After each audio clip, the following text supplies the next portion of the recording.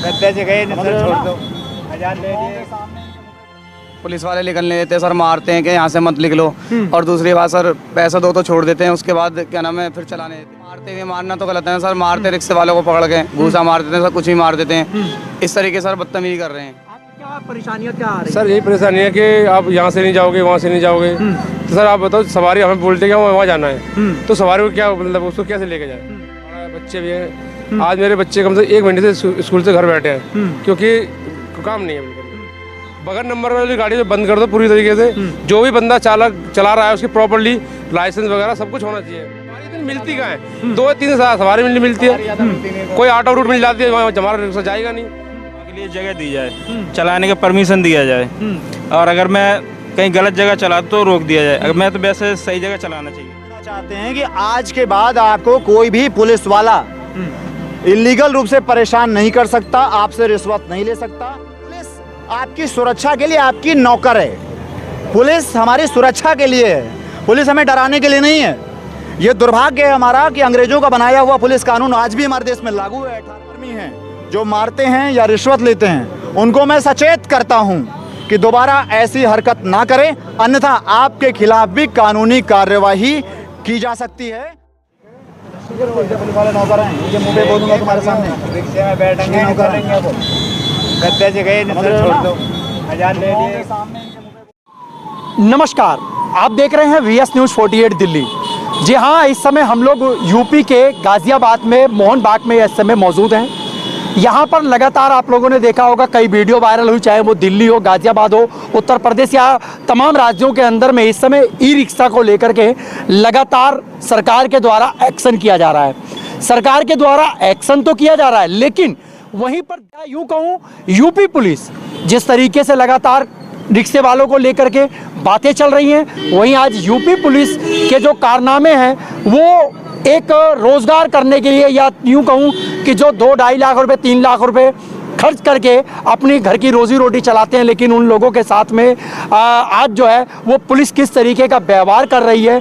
एक बारी हम लोग उन्हीं ई रिक्शा वालों से एक बारी हम लोग जुड़ने की कोशिश करेंगे, जानने की कोशिश करेंगे, सरकार तक वो माध्यम से अपनी वीडियो के माध्यम से इनकी भी बातें जो हैं वो पहुंचाने की कोशिश करेंगे, ताकि इनके बारे में भी सरकार को समझने का, ताकि इनकी बात भी समझे और इनका परिवार भी चले। हमारे साथ में कुछ रिक्शा के चालक जो है वो यहाँ पर मौजूद हैं। क्या नाम है आपका? सर मेरा नाम बंटी है। मंटी जी, कब से आप रिक्शा चला रहे हैं? सर मेरे को 2 साल हो गए रिक्शा चलाते हुए। 2 साल आपको चलाते हुए क्या परेशानी आने लगी? सर परेशानी है, पुलिस वाले निकलने देते हैं सर, मारते हैं कि यहाँ से मत निकलो।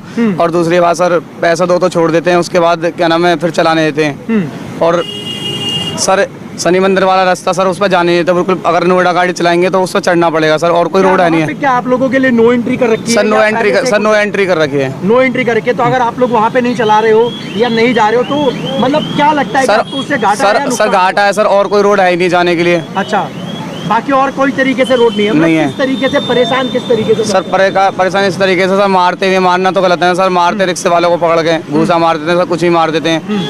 इस तरीके सर बदतमीजी कर रहे हैं। आपकी गाड़ियों में नंबर है आपके? सर हमारे पास नंबर भी, लाइसेंस भी, आप चेक कर सकते हो। सभी जितने भी हैं सबके सब। कई बार ये ऑब्जेक्शन उठ रहा है कि जो चालक होते हैं वो नशे वगैरह में भी चलाते हैं सर, ऐसा भी कुछ है? 1-2 हो सकता है सर, बट गाड़ी जब हम लेते हैं तो पेपर जरूर मिलते हैं। बिना वो पहले था जो बिना नंबर की गाड़ी मिलती थी, अब ऐसा कुछ नहीं है। अब सर नंबर मिलता है चाहे कोई भी ले, तो अभी बिना नंबर की कोई गाड़ी क्या कहना चाहेंगे इस समय? अगर प्रशासन आपकी बात वीडियो देख रही है, आपकी बात सुन रही है, तो क्या कहेंगे? सर हमें इस चीज़ से रिहाई चाहिए, हम बहुत परेशान है सर, अपना घर नहीं चला पा रहे हैं। और घर नहीं चला पा रहे हैं सर, समस्या ही हो रही है, गाड़ी का किराया तक नहीं निकल रहा है। कहाँ जाए कहाँ चलाएं, गली में तो चल नहीं सकती रिक्शा। हमारे साथ में भाई साहब जुड़े। क्या नाम है भाई साहब? सत्येंद्र जी, आप भी रिक्शा चालक करते हैं? जी सर। कब से चला रहे हैं आप रिक्शा? मुझे करीब 5 साल हो गए। 5 साल हो गए। क्या परेशानियाँ क्या आ रही? सर यही परेशानी है कि आप यहाँ से नहीं जाओगे, वहाँ से नहीं जाओगे। तो सर आप बताओ, सवारी हमें बोलते हैं वहाँ जाना है, तो सवारी को क्या मतलब उसको कैसे लेके जाए। और जब मैं सवारी नहीं मिलेगी तो हमारे गाड़ी का भाड़ा है, बच्चे भी हैं। आज मेरे बच्चे कम से 1 महीने से स्कूल से घर बैठे हैं, क्योंकि काम नहीं है बिल्कुल भी। जब फीस नहीं बच्चों को देंगे तो कहाँ से भरेंगे? मतलब कहीं ना कहीं अगर रिक्शा नहीं चलेगा तो आप लोगों का परिवार भी चलना बड़ा मुश्किल हो बहुत ज़्यादा तो अगर रिक्शा अगर इसी तरीके से बंद कराना है या आप लोगों को प्रताड़ित करती है तो सरकार को आपके बारे में सोचना नहीं चाहिए कि हम इनको रोजगार कहाँ से ला के दें? अब लेकिन अब पता नहीं सरकार बंद करा रही है या फिर यहाँ की कमिश्नरेट जो भी है बताते हैं कि ये यहाँ के गाजियाबाद की बंद करा रहे हैं। सरकार को क्या मतलब? क्या योगी जी मोदी थोड़ी कह रहे हैं कि ये रिक्शा बंद कर दो?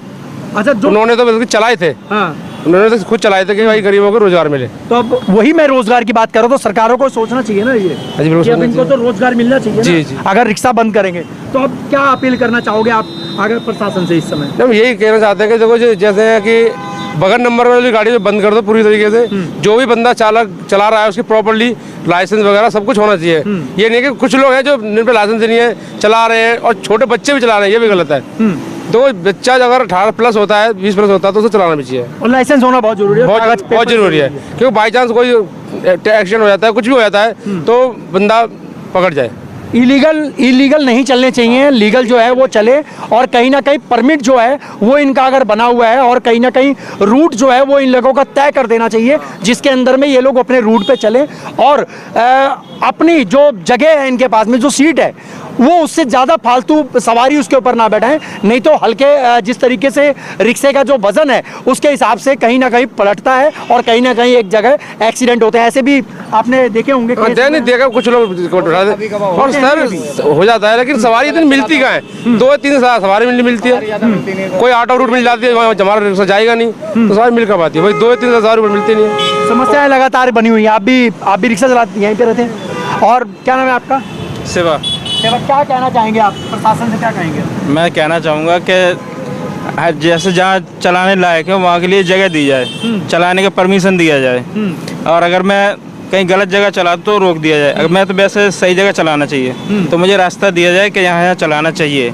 एक रूट जो है वो तैयार कर देना चाहिए। हाँ, क्या आप लोगों को इससे और कहीं ना कहीं समस्या आपकी हल हो सकती है उससे। हाँ। तो प्रशासन लगातार जो है हम अपनी वीडियो के माध्यम से और आप लोगों ने कई वीडियो भी देखी होगी कि उसके अंदर में सिर्फ लोगों ने यही मांग करी है कि आखिर में जब हम लोग 2-4 लाख रुपए जब खर्च करके हम लोग रिक्शा लेते हैं और एक सवारियों को जो है एक साधन मिल जाता है, चाहे वो मेट्रो से अंदर जाना हो चाहे अंदर से बाहर आना हो, तो कहीं ना कहीं सवारी को जो है वो एक रिक्शा मिल जाता है या ऑटो मिल जाता है। तो कहीं ना कहीं इन लोगों का एक रूट बना लेना चाहिए जिसकी वजह से इनको भी परेशानी ना आए और इनका परिवार भी चले।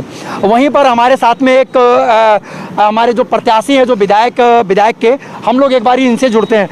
सर, जैसा कि आपने इनकी बातें सुनी और लगातार आपने देखा कि इन लोगों को जो है प्रताड़ित किया जा रहा है, रिक्शे वालों को भी। जी। गरीब जनता है, कहीं ना कहीं एक अपना एक परिवार को चलाने के लिए लोग बिल्कुल। लेकिन आज इनके साथ में प्रशासन के द्वारा जो है इन लोगों को प्रताड़ित कर रहे हैं। क्या कहेंगे आप ऐसे प्रशासन? सबसे पहले तो हम अपने भाइयों को जो रिक्शा ड्राइवर हैं चलाते हैं उनको आश्वासन देना चाहते हैं कि आज के बाद आपको कोई भी पुलिस वाला इलीगल रूप से परेशान नहीं कर सकता, आपसे रिश्वत नहीं ले सकता, 1 रुपया भी रिश्वत देने की ज़रूरत नहीं है और कोई पुलिस वाला आपको मार नहीं सकता क्योंकि देश में कानून का शासन चलता है, किसी आदमी का नहीं चलता है। जो भी कार्रवाई होगी पुलिस वाले को एक थप्पड़ मारने की भी अनुमति नहीं है। अगर वो पकड़ के भी ले जाएगा तो उसके लिए उसको परमिशन लेनी पड़ेगी और वो परमिशन रिटन में होती है, लिखित में होती है। कानून का शासन है, कोई भी व्यक्ति तानाशाही करके किसी को परेशान नहीं कर सकता है। तो मैं अपने इन रिक्शा चालक भाइयों को पूरा आश्वासन दिलाता हूँ। ऐसा लगता है चोरी कर रहे हैं। ठीक है। सर ऐसे भागते हैं पुलिस वाले को देख के, ऐसे चोरी कर रखी है हमने। बिल्कुल डरने की जरूरत नहीं, भागने की जरूरत नहीं। आप मेहनत का सा ईमानदार हैं और इस देश के मालिक हैं तो और ये पुलिस आपकी सुरक्षा के लिए आपकी नौकर है। पुलिस हमारी सुरक्षा के लिए है, पुलिस हमें डराने के लिए नहीं है। ये दुर्भाग्य है हमारा कि अंग्रेजों का बनाया हुआ पुलिस कानून आज भी हमारे देश में लागू है 1858 का, उसको विधानसभा के अंदर पहुंचकर ख़त्म करने की ज़रूरत है, उसमें संशोधन करने की ज़रूरत है। लेकिन हमारे जो मौजूदा माननीय प्रतिनिधि हैं उन्होंने आज तक ऐसा काम नहीं किया है। इसलिए मैं स्वयं विधायक प्रत्याशी हूँ, पहला काम यही करूँगा विधानसभा में पहुँच करके एक प्राइवेट बिल पेश करूँगा इस पुलिस एक्ट को संशोधित करने के लिए। उससे पहले मैं रिक्शा चालक भाइयों को आश्वासन दिलाता हूँ आज के बाद आपको कोई परेशान नहीं कर सकता है। और मैं जो पुलिसकर्मी हैं जो मारते हैं या रिश्वत लेते हैं उनको मैं सचेत करता हूं कि दोबारा ऐसी हरकत ना करें, अन्यथा आपके खिलाफ भी कानूनी कार्यवाही की जा सकती है और आपको सस्पेंशन भुगतना पड़ सकता है।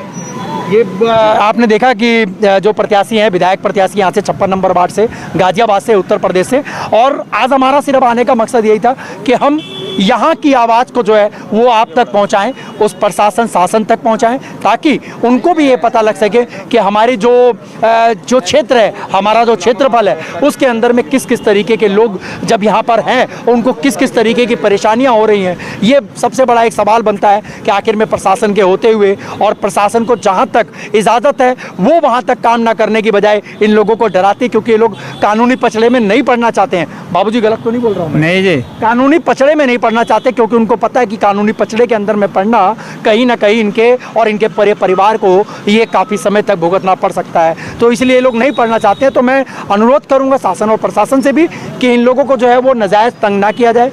जहाँ पर आपको इलीगल लगे वहीं पर आप लोग इनको रोक सकते हैं, वहीं पर आप लोग इनको बोल सकते हैं। एक इनकी निर्धारित जो सीमा है, उनको तय सीमा को इनको एक बता दिया जाए, ताकि इनको भी पता लगे कि हमें उससे आगे नहीं जाना है, हमें अपनी लिमिट क्रॉस नहीं करनी है, अन्यथा हमें इसके लिए चालान या फाइन जो है वो भुगतना पड़ सकता है। कहीं ना कहीं लोगों के बचाव के लिए भी, लोगों की सुरक्षा के लिए भी, ये भी इन लोगों को भी सोचना पड़ेगा कि हमें अपने नियम और दायरे में रहना है। बाकी इन खबरों के साथ में हम लोग लगातार आपके साथ में बने रहेंगे। मैं आपका दोस्त व्यास कुशवाहा अपने कैमरा पर्सन के साथ, कैमरा पर्सन कुमार के साथ। जय हिंद।